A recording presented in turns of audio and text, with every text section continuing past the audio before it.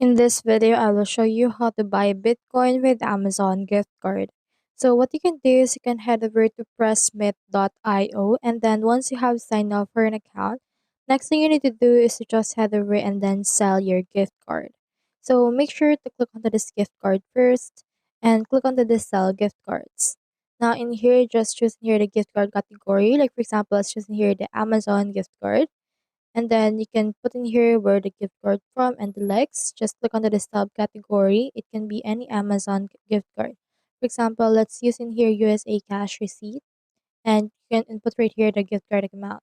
Now for the payout method, just click on this right here, and you can see that we have in here the Bitcoin or BTC option. Make sure to click that. Just add in here your Bitcoin wallet address or promo code if you have that, and then click on the this proceed option right here in order to sell your gift card, and then get the right amount for that.